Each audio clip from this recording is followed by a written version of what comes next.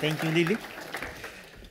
So, good morning, Zuri. Good morning, everybody. It's really nice to see you again here in amazing organization. It was the first time for me last year that we had a very special presentation in order to raise the awarenesses of the water importance. Today, again, we are going to talk about water, and we start with the water. So, we are all human and living in this planet. And water is, under normal circumstances, our all parts of life and instantly, of course, the all part of our bodies. So, water has different meaning for everybody. Maybe food, maybe agriculture, maybe energy, maybe human, animals, planets. Let's say for the kids, this is the fun when they're swimming on the swimming pool. So for every single bio in this planet has the meaning. And somebody's, of course, human right. But for Hawle, this is our focus. This is our aim. This is our passion. And this is our world. I guess some of you from our last presentation last year remember the conditions of Aisha. Aisha, she is 13 years old. She lives in Ethiopia, and she spends almost 8 hours in a day to reach the water and to bring to this water for her family to use, to make the food or drink, to enjoy, whatever. But she has only maximum 5-liter capabilities. So that was the amazing. While we were preparing this presentation last year, then rise a question. Normally, can I spend this time for reaching the water? Or should I? Or why me? So everybody can ask this question. Therefore, all human animals should reach the water whenever we need. So then we checked out the potential responses. So how far would you walk to find or fight for the water, finding the drinking water? For this, we have 3 minutes video, but meantime, I kindly ask you to think as well.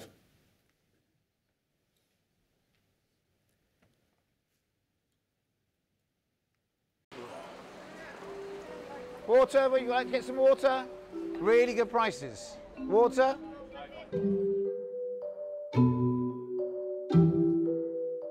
Excuse me? Are you interested in water, madam? Hi there.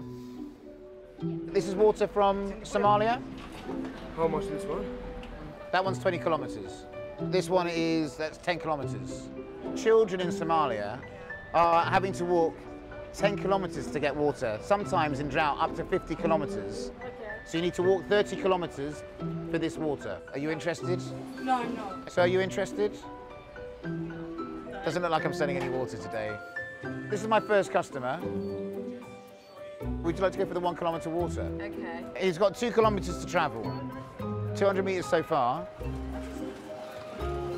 Fortunately, you haven't traveled far enough. I'm so dying for this water.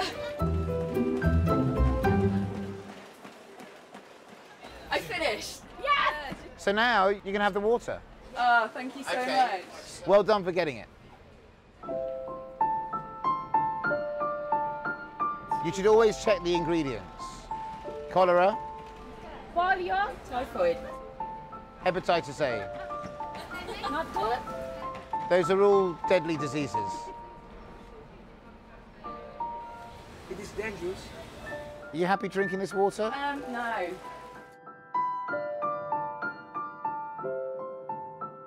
Water?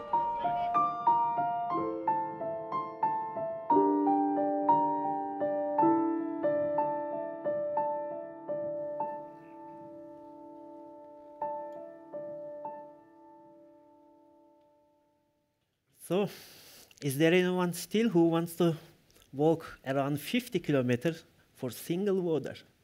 for a single bottle of water. We are so lucky. For example, on the table, there are lots of waters. For some of you, just 5 steps. For some of you, 10 steps and around. But the important thing is that we should really care about our sources. Meanwhile, of course, today we have to check our water resources, our water consumption conditions. Of course, we have to define or estimate what kind of potential issues we are expected for the future.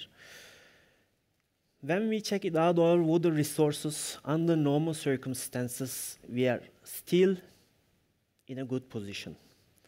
But if we are not able to consume this water in a proper way, or when we are not controlling in a proper way our water resources, of course, the reality of the water scarcity and drought is nearby us. So quick it can knock our door and affect our all life regulations. Under normal circumstances, when we check the reservoir inflow all around the world, especially in America and some middle part of the Russia, we have high problems. But in Europe, mainly by the means of these mountains, snow, water, rain, so we can collect the water. But of course, it's so interesting, especially in France. So the all underground water and the reservoir conditions below the estimated level. So it gives the alarm. Especially in the Switzerland, that was the interesting graphic for us as well. This graphic shows the average snow water equivalent. So the gray area, light gray area, this black line is the middle of the curve, but especially the last year, I mean the 2023, as you see, green line. So we are going to below the regulations. It gives us the signals. Still we have quite enough the water, but sources, reaching the sources, producing the sources is getting tough and tough. Water consumption.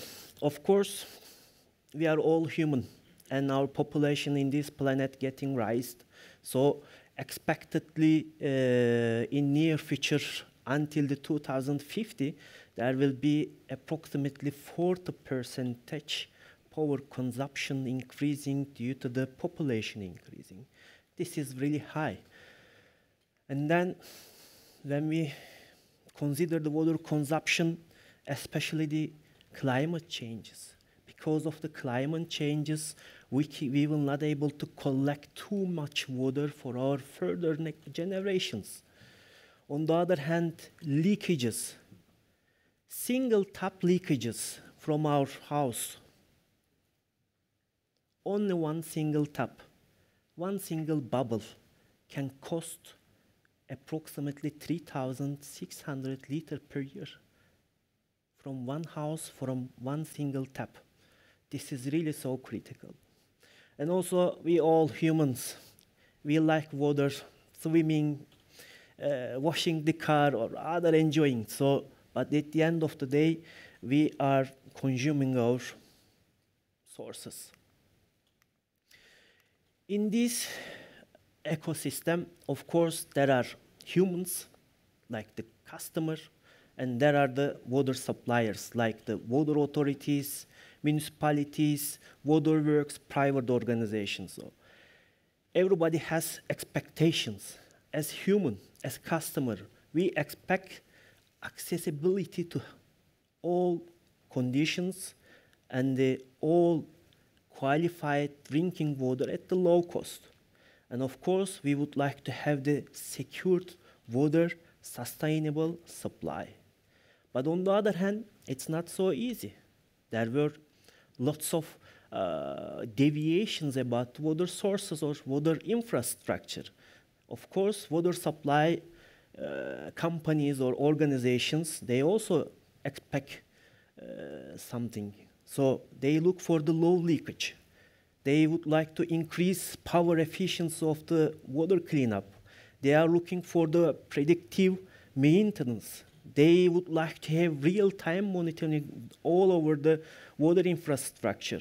And they would like to see real demand forecasting, dependently data and analysis. So in between, there is a company called Hawle. I am the representative of the Hawle. We are mechanical product manufacturer. We are producing the valves for infrastructure, for water networks. So our products are, not sweet, not so lovely. They are mechanical one. And, they are not as popular as iPhone or Ferrari that whenever you touch, you feel the touch screen or you get the emotional relation. Whenever you touch them, they are a little bit cold. You cannot see all of them easily all around the public. They are under the ground. They are up the mountain. But they carry the responsibility. We assign big responsibility to these solutions. They are bringing the water from source to our houses. So this is really important responsibility. So they cannot tell you how I am going on or what kind of problem that I have. Therefore, so we decided that, okay, in order to make the easy life for them and for our stakeholders, water resources companies, authorities, municipalities. So we have to include the language to these mechanical parts. And that means digitalization. By the means of the digitalizations, we can ensure for our stakeholders really optimized real-time controlled water networks. And we can increase the visibility of the networks. And also by the means of the digitalization, we can serve to the authorities that they can optimize their costs. And also we can increase the resilience, infrastructure resilience. On the other hand, leakage, as I told you at the beginning of the presentation, we can minimize the leakage. So of course, we can overall improve the water quality and system quality. So